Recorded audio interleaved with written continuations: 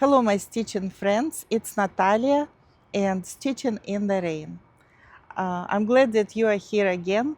Today I will be showing you my September progress as well as a little library of my stitching books.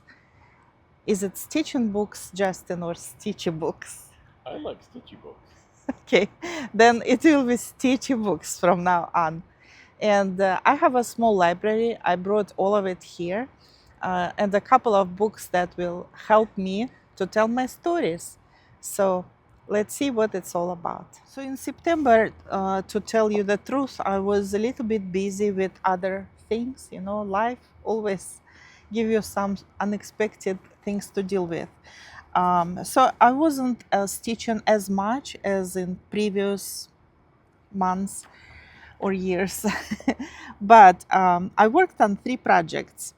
Originally, I thought there will be probably only 2 projects. I was even kind of debating that maybe I will include them in my October progress video. But then I thought, you know, it will be too long, first of all. And secondly, something happened. A little unexpected happiness happened to me, you know, stitching happiness. So let me start from the beginning. So first, probably 7 to 8 days of September, I was working on garden door. And I don't know whether you remember it. If you've seen my previous, my first video, then you probably remember it. It's by Dimensions, 2003 garden door designed by George Bjorkland. It's a really, really beautiful design. Guys, we are filming in the city today, so there will be noises. But because we have microphones, you know, we're quite professional now. I hope that you will still hear me all right. If not, just please let me know. Anyway, so garden door, really beautiful colors, really beautiful design by itself. Very kind of, you know, cozy and cute and adorable and soulful. I just love this little kitten and all these pots with overflowing flowers, with roses. I love the hat on the door. And I have a little garden myself. And it doesn't really look like, you know, like a big abandoned или abandoned abandoned Abandoned. abandoned big abandoned garden of my dreams. But when it blooms in spring, especially in May and early June, it's absolutely beautiful. You wanted to say abundant. Lush. Plentiful. Okay, Okay. yes, it's abundant. Okay, sorry. It's a big, beautiful, abundant, lush garden. That's what I mean. You can correct me, by the way, if you don't understand what I'm saying for whatever reason, my pronunciation or the usage of words. You can ask me questions and even correct me. Okay. Feel free. Anyway, I'm saying it to Justin, but also to you guys. Okay. Anyway, but it looks just a little bit like this, you know, when I put all this my pots with flowers near the door, it reminds me of our space. And we have 2 kittens, as you know, we told you in our first introduction video. So definitely the design speaks to me, but there is always a but, you know, for a storyteller. So when I started stitching it, here is what happened. The canvas was so stiff that I could not even put it in my hoops, embroidery hoops. By the way, in my first video, I said embroidery loop. And Justin did not correct me, and you did not correct me. So it's embroidery hoop, of course, yes. And it was just so stiff that it was, you know, hard to even get it in the loop, in the hoop, and not very easy. How to say? Like not very pleasant, kind of free flowing process. And I did not really enjoy it that much, I have to say. So I blamed it on colors because I thought mostly cool colors in this embroidery, and it's not really my favorite. You can see what I'm wearing. This is my favorite. I love bright, bold, warm colors. And here mostly it's kind of, you know, a little bit of pink, bluish, kind of purplish colors, gray. Not really my color scheme. But I went for the subject and for the design of it, for the picture itself. So one of my viewers of my Russian YouTube channel, which is called Ниточки детства. If you speak Russian, then you can find it. Ниточки детства. She suggested to soak this really stiff canvas in hot water. And she said it always does the trick to me. And so I did it. I tried. I had 2 stiff canvas. I tried with both of them. And this one, George Bjorkland, worked just like clockwork, you know, amazingly. I soaked it for, I don't know, for a while, maybe a couple hours. I don't remember. And it dried and it became really nice and soft and very comfortable to stitch on. The other one, though, it took me 2 or 3 times to soak it before it became softer. So, you know, it all depends, I guess, how much maybe starch they use or something like that. So when it became soft, I wanted to stitch immediately because, you know, we stitchers, we enjoy this, how to say it, like, Sensation. yes, this tactile sensation. That's what we enjoy. That's why we love it. We love our threads, you know, we are in love with threads. We love the fabrics. And so that's why we do it. So I wanted to stitch it. And here is my progress. Look how beautiful. It actually has a lot of green too. And I now, you know, I've stitched a lot of green and roses and terracotta parts. So I'm okay with the color scheme now. And also mostly I enjoy the sensations like you said. And it's not a very easy stitch because a lot of this, how to say, well, for instance, here in the door, of course, it's a big block of the same color, which is pretty easy, especially if it's geometrical shape. You know, it's pretty straightforward. But when it's something like this, you know, greenery, bushes, trees, flowers, it's always kind of like the colors kind of mingle with each other, right? And it's a little bit, can get a little bit tiring. So thank goodness for good designers who does both these organic shapes and mingly threads and kind of geometrical straight lines and big blocks of colors. So we can, if we feel like tired somewhere here in this area, we can just switch to this area, you know. So we can sort of decide, you know, make our own way, sort of, you know, our own journey through this embroidery. We don't have to stitch it like, no. Since I started the cat, I have to finish the cat. I mean, the kitty is adorable. And when I feel like you know, it's time to finish the cat, it will be finished, of course, finished. But I really wanted to embroider the terracotta pot and the flowers. And so I kind of took it this way. And so my embroidery grew and I added different colors, and now I really enjoy it. And if you, like me, did not know it, that, you know, just soaking in hot water will help your fabric to loosen up, then this is a good hint for you as well.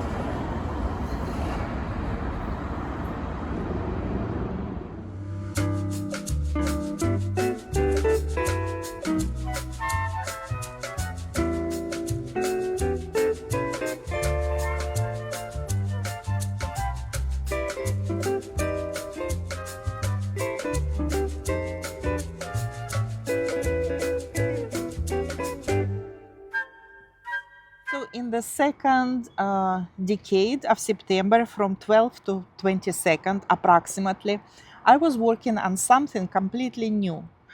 And I did ask my Russian viewers to, try and guess which of my autumn themed kits I picked. And a couple of them actually got it right. But I don't think I asked you that. I don't think I showed you all my autumn collection. So it will be something completely new to no. Yes, it will be something new to you because you did not see it at all. So that was the second piece of fabric that I actually had to also soak in hot water, and it didn't work for the first time. And I don't remember, maybe it took 2 or 3 tries before it got softer, but it did not get as soft as the garden door canvas for whatever reason. So it is called Autumn Sampler, and it's by Janlynn. It's early 2000, maybe 2002 or 2004. And the designer is Sandy Orton. Amazing, talented, beautiful designer. A lot of little samples of what the fall is, all the fall holidays and events, beginning of school, and of course, Halloween, Thanksgiving, apple orchard, and the harvest, and all that fall is to us, right? I really, really love Sandy Orton. And maybe you remember I was doing Nature's Alphabet, and I was kind of hoping, I guess, I was thinking that this design will be as easy to stitch as that alphabet, Nature's Alphabet, but it wasn't. It wasn't very easy. And I mean, it isn't very easy. Here's how far I got in this, maybe about 10 days. It wasn't like full 10 days, of course, but I haven't even finished one design. I started in the very middle, this girl in beautiful folk traditional clothes with a basket full of apples. And it's really, really beautiful, pretty, very detailed vignette. And around it, beautiful autumn leaves, like leaf wreath. Here you can see a lot of kind of mingling colors, just like I said. And because of course, it's a miniature and such a detailed one, it's like a little masterpiece. I'm sure when I finish it all, it will be really beautiful to look at. It will be really beautiful. The canvas came with this kit. The count is 14, it's Ada 14. And like I said, it's a little bit stiffer probably than the canvas in my previous kit that I also soaked. But it's also kind of thick by itself, so it's nice. I mean, no complaints at all. And I like this color, kind of like coffee with cream, I guess. Yeah, like kind of creamy coffee color. So this is my second September. It's a new process to me and my second progress. I thought that I probably will be finishing this design in September, but I was getting a little bit tired, and I also wasn't sure like when I'm tired, usually I think like, okay, I will just switch to another one. And you know how like you just don't have that feeling like, okay, I really want this one or that one. You just don't know what to do. You kind of feel a little bit lost. You're tired of this, you want to switch, and you're not sure what to do. And here what happened. So here is what happened. I had a few frames that I bought a little while back at Hobby Lobby. I started from way back. And I kind of changed my mind about those frames. I decided to return them. So my daughter and I went to our local Hobby Lobby and returned these frames, and they gave us a gift card. And I really did not have any plan for it. I thought maybe I just save it because, it was a substantial amount of money. I thought maybe I will just reserve it for framing, professional framing, because they offer it at Hobby Lobby. And, my daughter just loves browsing that store. My husband also loves that store. And so we started browsing. And then there was this embroidery aisle. And at first I saw this little cute embroideries. Like, I really love mushrooms as a just kind of like element of decor. I mean, I love mushroom hunting. I went with my father since I was a child. And it just like really brings back so much memories. And here in Washington, we do have mushrooms. Unfortunately, I don't have a mushroom hunter body to go to hunt, but I would love to do it. In previous years, I did just by myself a little bit, just like, in nearby woods. Anyway, but I also just love looking at them. I just think they're so adorable and so beautiful, so many different whimsical shapes. I just love mushrooms. And they had these cute little designs of mushrooms, and I was kind of contemplating. And then I saw a piece of fabric. It was in this little bag, and the fabric was this. And I totally fell in love with this fabric, with this canvas.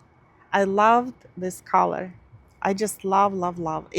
They call it gray. It's 14 Yorkshire, gray 14 count.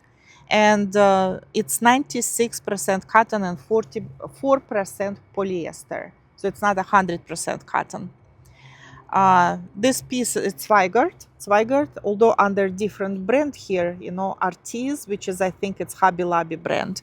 And the price was, not prohibitive, $5. Anyway, so I love this fabric so much, and I thought, what can I, use it for? What can I stitch on it? And immediately this project came to mind, which I bought maybe a year ago or even longer.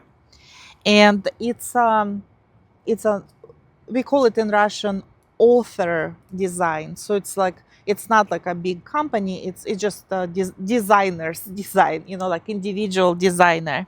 And I don't know if you know of it, but I never heard before. But when I saw it in some other girl's video, I completely fell in love with it. Just look at it. So it's by Stitching Land, and it's called Halloween Cats 2, which I assume there are Halloween Cats 1 too. Okay, so she gives you, the full pattern and all the threads you will need. It's DMC. She gives you all the numbers, and the canvas they use here is called Icy Blue. I guess it's kind of represents this spooky Halloween air, atmosphere, right? But I just fell in love with these cats, and they so remind me of our cats. Justin, would you agree? Oh, yeah. It's just like who is who. Do you know? I do No? not. You can't tell? Well, my daughter and I, we agree on who is who. Percy is on my right, Gita is on my left. This is who? Percy. Yes. So this is Persik and this is Bagheera. These are our sister cats. Totally. It's just like it's their expression on their face. It's their character. Yeah. Plus, Halloween, my family loves Halloween. I mean, my daughter adores Halloween. It's her favorite holiday. Justin loves Halloween. So I just could not pass it. I had to have this, this pattern. So I bought this pattern. And then, of course, I wasn't starting it because it's like, you need to get all these threads. You need to get this fabric. I'm like, someday. So here I am at this Hobby Lobby store, and I'm seeing this gray fabric, and I'm totally falling in love. And my daughter Anna also fell in love with it. And I'm like, okay, it's good that I kind of keep the record of everything that I embroidering or I'm getting ready to embroider. On my phone, I just take pictures and I have a full gallery. So I found this pattern. I found all the list of threads, and since we were right there, my daughter really fast found all the numbers for me, and I will show you. They look amazing. These DMC threads, they just look really, really beautiful. When I came home the same evening, I organized them. They even on a cat, which is Persicle. So I have two organizers like this. One is Persik and one is Bagirka. Look how gorgeous they are. They're just so beautiful, autumn colors. This one is not here because I'm using it now, but it's another shade, kind of a little bit darker than this one. Look how beautiful. Here you go. Here is your kind of spooky, bluish, grayish colors, right? And a little bit of this golden green and orange and brown and red, everything. Absolutely beautiful colors. And I thought they would look good on this heather, I would call it heather gray canvas. Today is September 27th, right? Yeah. So I still have 3 days to finish it. And when you watch it, it will be October already by then. And if well, in any case, I will show you my progress, my final progress for September. But for September 27th, this is how it looks. Isn't it beautiful? No. It is just so beautiful. I think this orange, it just glows on it. And I think all the threads look really good on this gray. Would you agree? Yes. I like the fact that the gray isn't 100% uniform. Mm-hmm. Yeah. Heather effect is Mm-hmm. good. Yeah. I think it absolutely reflects this, autumn kind of, we are getting into this, the darkest period of time by now, right? And it kind of reflects all this grayness and fog, all this kind of spookiness. So this is my little happiness, stitching happiness that happened to me literally just a couple of days ago.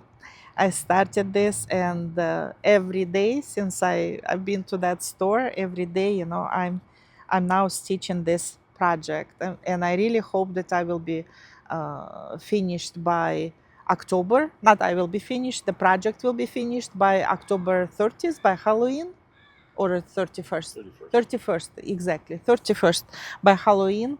But if not, it's not a big deal. And I think we already have a line of people, a line forming of people in our family who want it in their room. I think it's absolutely lovely. So this is all about my September progress, and the next chapter will be all about books.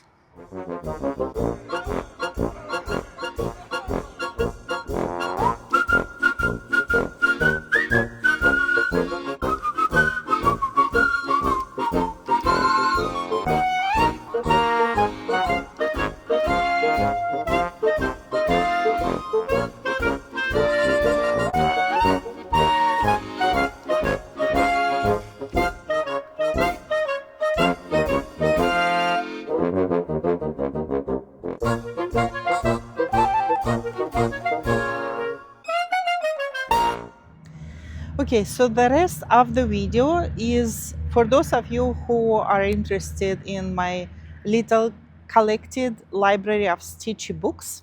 That's what we call them here. And the first one is Sampler Stitchery by Jill Yarnow.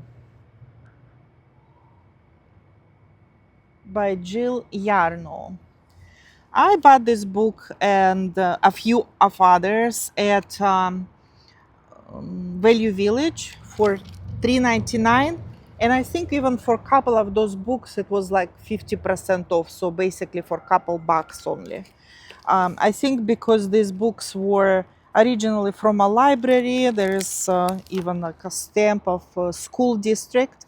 But to be honest, even though this book was published in, I will tell you in a moment, 1980, 82. 82, guys. I don't think it was opened even once. It was completely like brand new book. So Sampler Stitchery, that's the name. And I, be honest with you, I did not have a chance to go through it yet, but it explains you everything, like from materials to lighting. You know, it has little very sweet drawings, illustrations.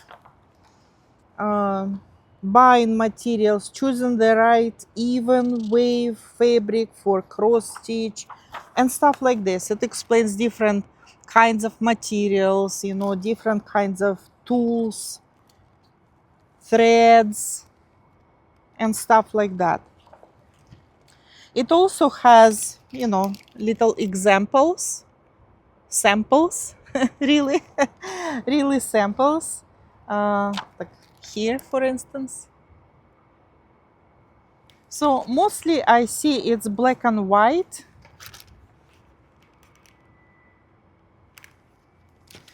But some also come in color.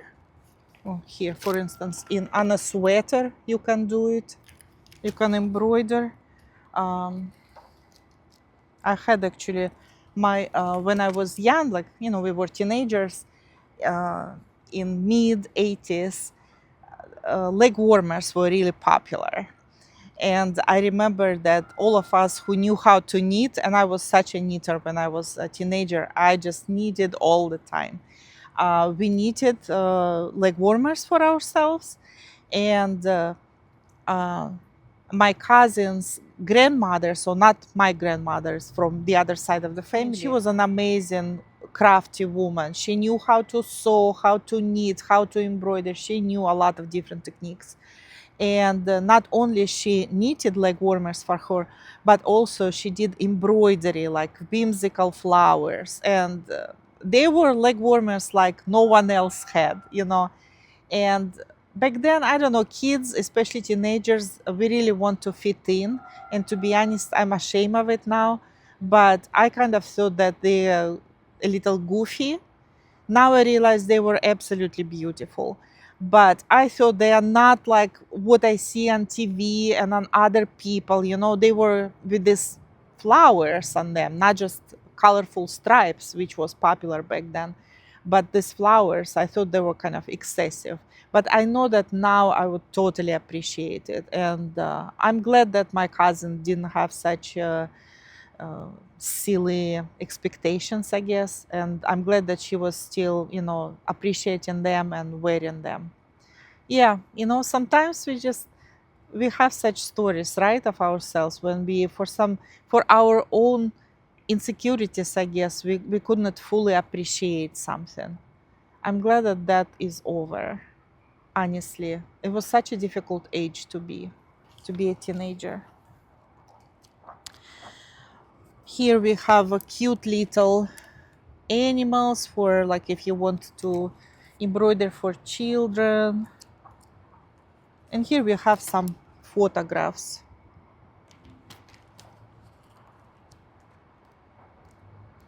Yeah, not a lot of color in this book, but a lot of information. I think it will be a very useful book. The next one, the Needlecraft Style Directory, and this is also a book from Value Village in completely new condition. But I don't know if people used it a lot.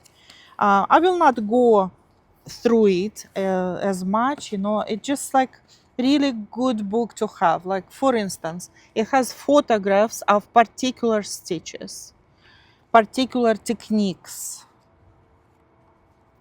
So not only now we have YouTube, of course, right? But sometimes it's nice to interact with books. And I think sometimes it's just nice to grab a book and see what it's all about. It's just another perspective, you know, and in different form. You can learn about your favorite craft, about all kinds of embroideries. And this even looks like knitting to me, like crocheting. But maybe it is the needlecraft, so maybe it includes crocheting too. Like I said, I did not go through this book. Yeah, there is a little bit of fabric craft here too. Hand quilting. I would like to do hand quilting at some point. I've never done it, but I would like to do it. Just a little more photographs for you. So that's another very nice book. I like when this is kind of a modern book, you know, not a traditional hardcover, but it's kind of hardcover, but it's very flexible, you know. So it's between hard and soft cover, I guess. But it's nice to touch. Then I also found this book, and I was really excited because this is, I think it was printed back in the 70s, the Golden Book of Colonial Crafts. So it's not only embroidery, but all sorts of crafts. Although this book has something about embroidery too. And I just love old books because this is also from the library. It was also a couple dollars only. So this book has photographs, both historical and, you know, kind of modern to the 70s. Yeah, documentary photographs, you know, Colonial Williamsburg. Justin and I, we've been to Colonial Williamsburg a few years ago, and we really, really loved it.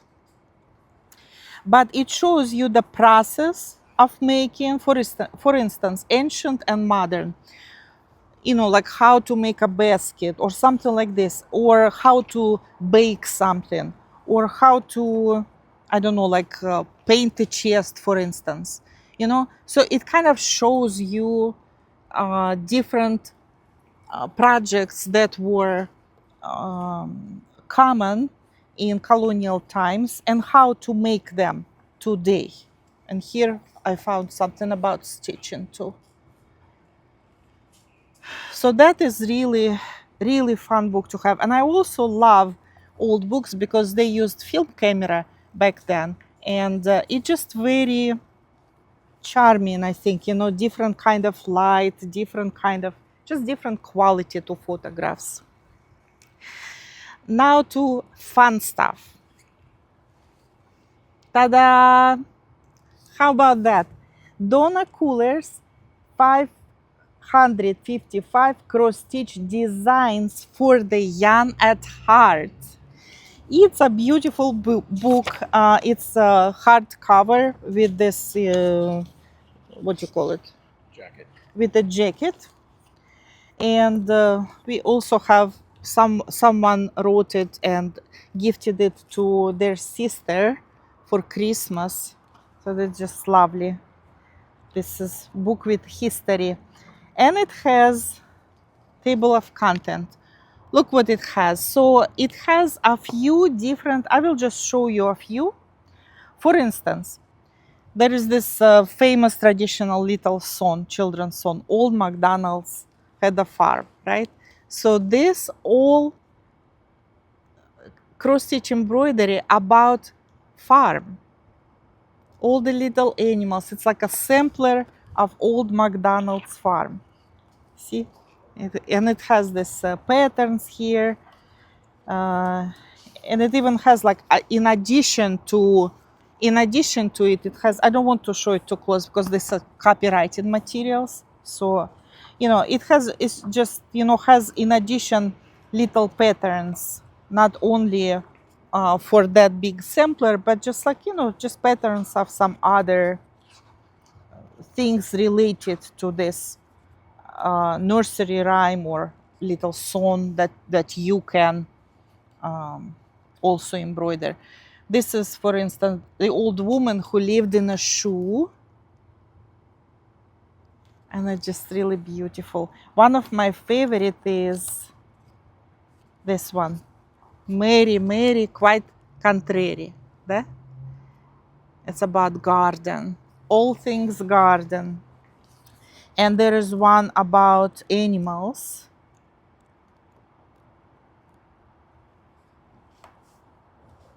About animals, like Noah's Ark sampler. The animals went in 2 by 2. Remember that little song?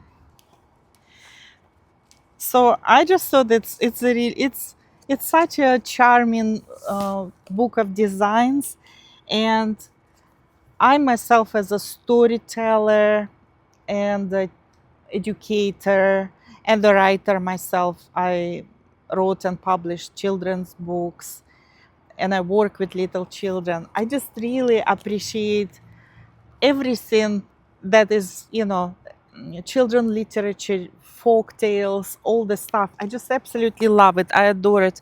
And I even brought to you, because I told you that I have this, book that will help me. I brought to you this original Mother Goose nursery rhymes. This book was based on the 1916 classic with pictures by Blanche Fisher Wright. It's a really, really beautiful book that I bought a few years ago. And I even found some of these nursery rhymes that we have designs here based on those nursery rhymes. I even found some of them. For instance, this one is not from the design book, but I just thought it was fun. A needle and thread, it's called. It's just for us, a needle and thread. Old mother twitched, had but one eye, and a long tail which she let fly. And every time she went through a gap, a bit of her tail she left in a trap. Like that. And another one was also kind of cute. Let me try to find it. It's called Needles and Pins. Needles and pins, needles and pins. When a man marries, his trouble begins. Justin, you agree? Okay. And of course, there are all sort of nursery rhymes that you know very well. Mary, Mary, quite contrary, how does your garden grow? Silver bells and cockle shells and pretty maids all of a row. And here is a beautiful, beautiful drawing by Blanche Fisher Wright from over a century ago.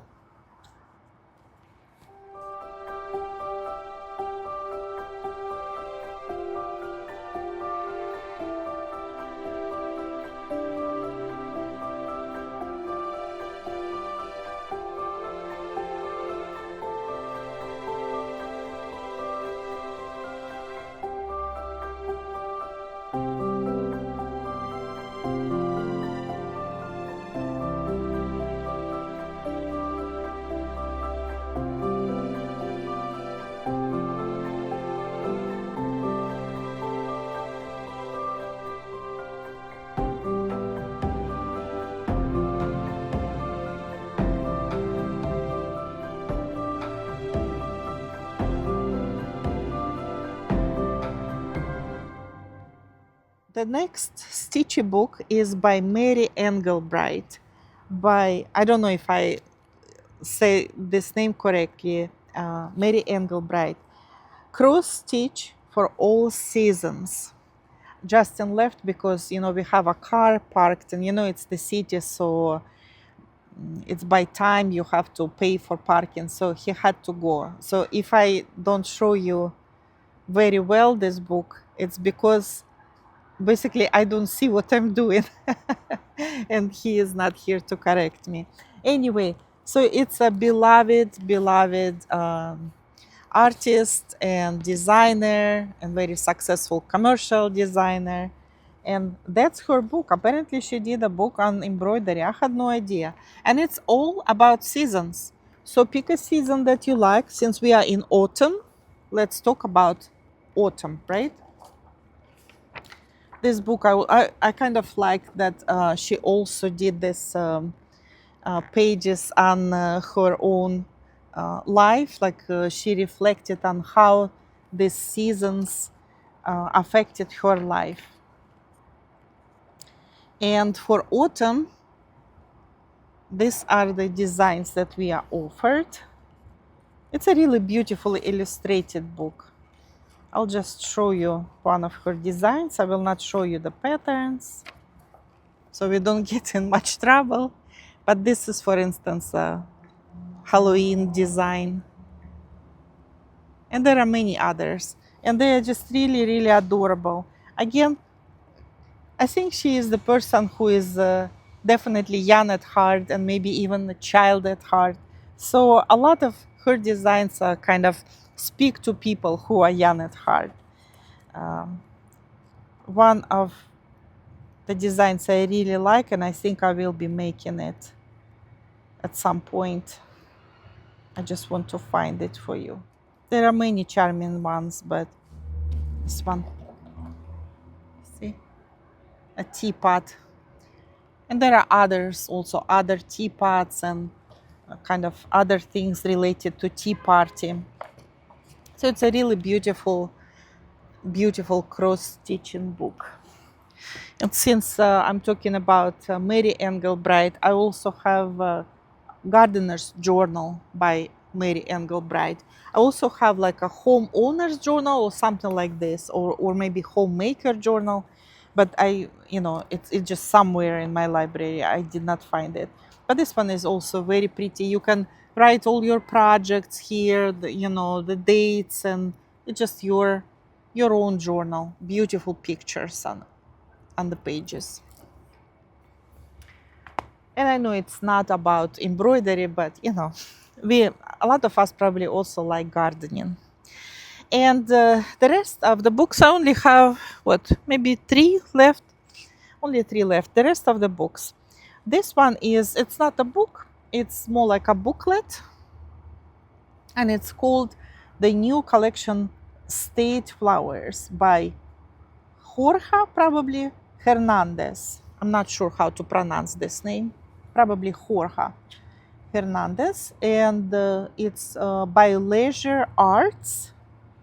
And it's really beautiful. So each state, as you know, has, like their own flower, state flower that symbolizes this state. And I just really, really liked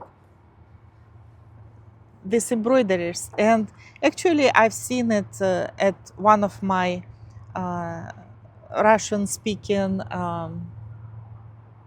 colleagues, so to speak, YouTuber. She introduced me to this book, and I wanted to have it for this particular flower. Is anyone familiar with it? It is called Pesk flower or Easter flower. There are a few different names, but I grew up in Siberia, and these were literally the first flowers which we had in spring. And it's South Dakota state flower, Pesk flower. And they come in different colors. Here it's kind of blue, but where I grew up, they are either kind of pale, very tender yellow, or purple color, much like crocuses. And they have like this very delicate smell, and their petals are also very soft and delicate, and reminds you of the softest, most tender things, like maybe like young little chicks. If you had this experience, like I remember when I was a kid, my grandmother had chickens, and they had little chicks, and they were just so light and lightweight and very, very soft, very tender creatures, and it always kind of reminds me of them. And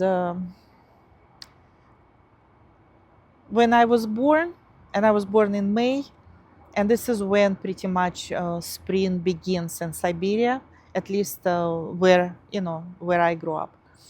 And my father and my older brother, who was only 5 years old when I was born, would bring me these flowers from the woods. And every single year for my birthday, my father would bring me these flowers from the woods for my birthday for 50 years, exactly 50 years. And I miss him dearly. And Pesk flowers are my flowers. I treasure them above all. One more book I have, it is 136 alphabet charts. So I got this book in, I think in Hobby Lobby. It was a while ago, maybe a year ago, a couple years ago I bought it. And it has all sorts of, as you can see, um, all sorts of styles of letters, which we can embroider our name with it, or our, any words we want to embroider. Different colors, different styles, different mood, different character these letters have. And I thought it's just a good book to have. It has a lot of patterns here, all about alphabet. And the last book is also a vintage book that I got at Value Village. And this one is called Cross Stitch in Blue and White. I remember, Justin, you found it, by the way. Because, like every time I go to a place like Goodwill or Value Village and I go through books, I never can find anything. So that day I remember I asked Justin, can you just see briefly, what if they have something for cross stitch? And sure enough, he found me a book. This one is very interesting because it's all blue and white designs. And some of the designs I like. For instance, this pillow with houses I really like. And I think you don't have to stick with blue and white scheme. You can make it any color. You can make it green and white. You can make it green and yellow. You can make it all colors that you like, right? Some of them will be a little bit maybe difficult to make all colors that you like, but at least just, monochrome doesn't have to be blue. That's all I'm saying. I know blue is the most popular color and most people love shades of blue. But if you want to make it in brown shades and red shades, nobody will stop you, definitely. So this is my book collection, and I hope you enjoyed it. If you have any of these books, or if you even made a project from one of these books, please let me know in the comments below. I will really appreciate it. If you want to share your favorite stitchy books, please also let me know. And if you have any questions, if you have subjects that you would like me to talk about, also please let me know in the comments. I'm always happy to read your comments, and I respond to every single one. I wish you a wonderful, wonderful fall, wonderful October, and I will see you soon.